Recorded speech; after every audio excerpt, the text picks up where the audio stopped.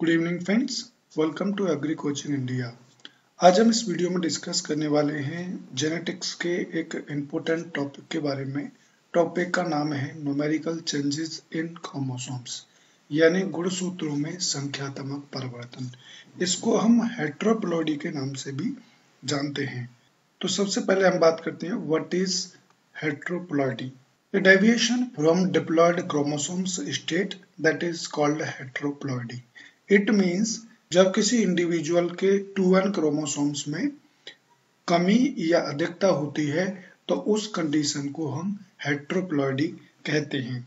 जैसे कि इस पिक्चर में आप देखें, ये मेज का प्लांट है और मेज में 2n = 20 होते हैं और n = 10 क्रोमोसोम्स होते हैं। तो यदि मेज के 2n क्रोमोसोम्स में एक या कुछ क्रोमोसोम्स की कमी या अधिकता होती है तो उस कंडीशन को हम हेट्रोप्लॉइडी या न्यूमेरिकल चेंज इन क्रोमोसोम्स या गुणसूत्रों में संख्यात्मक परिवर्तन कहते हैं। अब बात करते हैं हम हेट्रोप्लॉइडी कितने प्रकार की होती है। तो हेट्रोप्लॉइडी की हम बात करें तो हेट्रोप्लॉइडी दो प्रकार की होती है। पहली है एनिप्लॉइडी और दूसरी है यूप्लॉइडी। अब बात करते हैं हम एनिप्लॉइडी क्या है। Aneuploidy means one or few chromosomes extra or missing from 2n state chromosomes. It means जब किसी इंडिविजुअल के 2n क्रोमोसोम्स में से एक या कुछ क्रोमोसोम्स अधिक हो जाते हैं या कमी हो जाती है तो उस कंडीशन को हम एनिप्लॉइडी कहते हैं। अब बात करते हैं हम यूप्लॉइडी। तो euploidy means number of genomes different from 2। यदि किसी इंडिविजुअल्स के क्रोमोसोम्स की एक जीनोम का एक सेट अधिक या कमी हो जाती है तो उस कंडीशन को हम यूप्लॉइडी कहते हैं। हम वन बाय वन दोनों के बारे में बात करेंगे। सबसे पहले हम बात करेंगे एनिप्लॉइडी के बारे में। एनिप्लॉइडी को दो भागों में बांटा गया है, पहला हाइपोप्लॉइडी और दूसरा हाइपरप्लॉइडी। हाइपोप्लॉइडी मीन्स कमी होना क्रोमोसोम्स की और हाइपर मीन्स अधिकता होना क्रोमोसोम्स की। तो हाइपोप्लॉइडी को दो भागों में बांटा गया है, पहला मोनोसोमिक, इसको हम मोनोसोमी के नाम से भी जानते हैं। मोनोसोमिक मीन्स जब किसी इंडिविजुअल्स की 2n क्रोमोसोम्स से एक क्रोमोसोम्स की कमी हो जाती है तो उस कंडीशन को हम मोनोसोमी या मोनोसोमिक कहते हैं।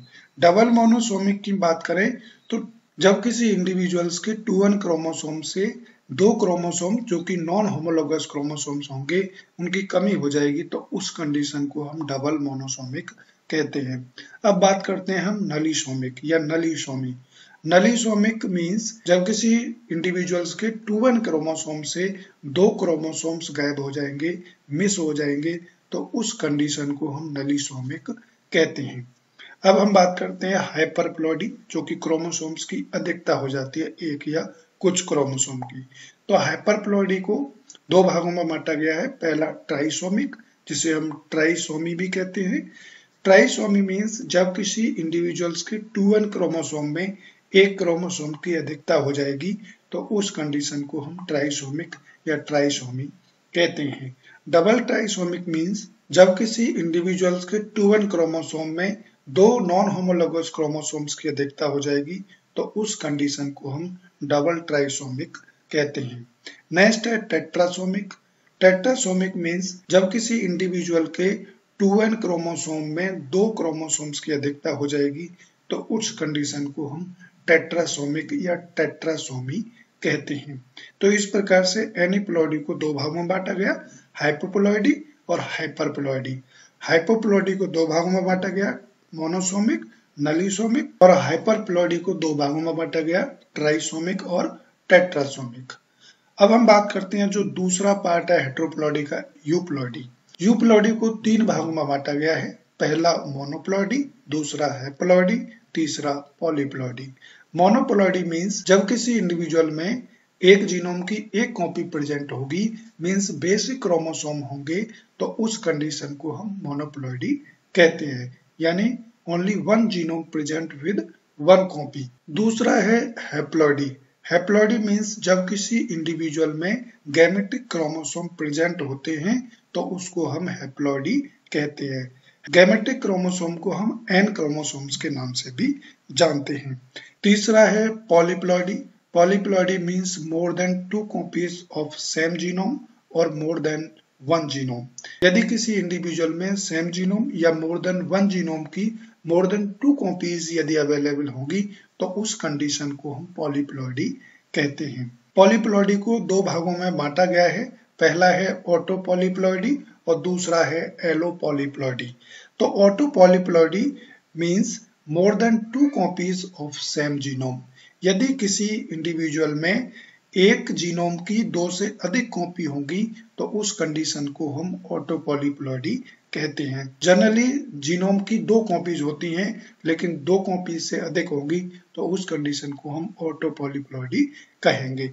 जैसे ऑटोट्रिप्लॉइडी। ऑटोट्रिप्लॉइडी मीन्स एक जीनोम की 3 कॉपी होगी। ऑटोटेट्राप्लॉइड। ऑटोटेट्राप्लॉइड मीन्स एक जीनोम की 4 कॉपी होंगी। और ऑटोपेंटाप्लॉइड मीन्स एक जीनोम की 5 कॉपी अवेलेबल होंगी।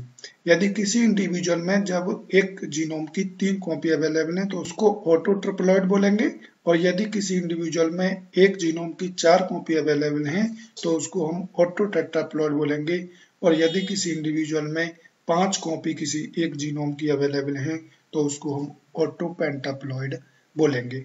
अब हम बात करते हैं allopolyploid. Allopolyploid means more than 2 copies of 2 और मोर डिस्टिंक्ट जीनोम। यदि किसी इंडिविजुअल में 2 या 2 से अधिक जीनोम की 2 से अधिक कॉपी अवेलेबल होगी तो उस कंडीशन को हम एलोपॉलीप्लॉइडी कहेंगे। अब आप डिफरेंस समझिए कि ऑटोपॉलीप्लॉइडी और एलोपॉलीप्लॉइडी में।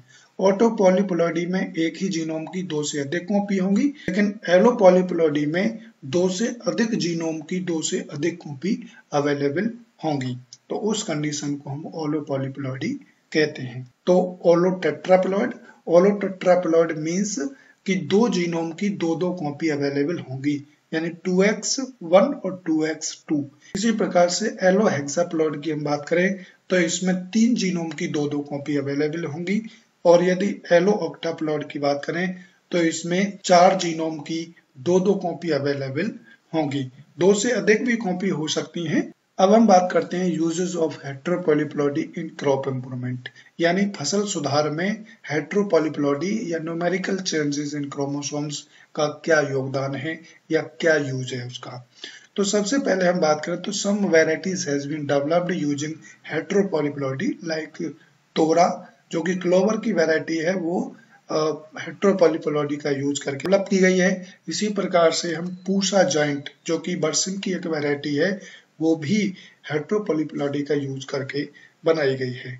इसके अलावा creation of new crop species like triticale, brassica species, raphanobrassica etcetera, यानी हेट्रोपॉलीप्लॉइडी का प्रयोग करके टेटकेल बनाया है जो कि फर्स्ट मैन मेड सीरियल है जिसमें व्हीट और राई का क्रॉस करा करके टेटकेल को डेवलप किया गया है। इसी प्रकार से ब्रेस्का स्पीसीज को भी डेवलप किया गया है ब्रेस्का टेंगल की सहायता से, वो भी हेट्रोपॉलीप्लॉइडी का एक अच्छा एग्जाम्पल है।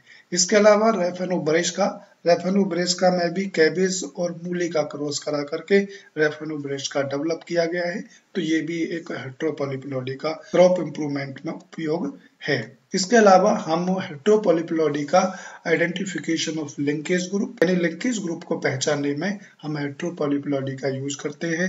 इसके अलावा आइडेंटिफिकेशन ऑफ ट्रांसलोकेटेड क्रोमोसोम्स, यानी ट्रांसलोकेटेड क्रोमोसोम्स को पहचानने के लिए भी हेट्रोपॉलीप्लॉइडी का यूज होता है।